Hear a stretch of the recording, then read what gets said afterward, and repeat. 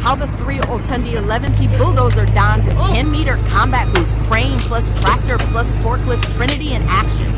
Technical breakdown ahead. Track lane and alignment. The 710mm wide track plates are precisely laid flat by forklifts, ensuring the track chain rails align in a straight line.